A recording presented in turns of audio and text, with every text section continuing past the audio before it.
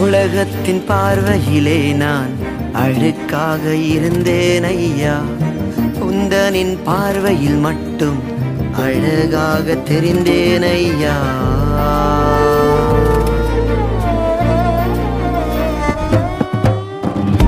உலகத்தின் பார்வையிலே நான் அழுக்காக இருந்தேன் ஐயா, உந்தனின் பார்வையில் மட்டும் அழகாக தெரிந்தேன் ஐயா.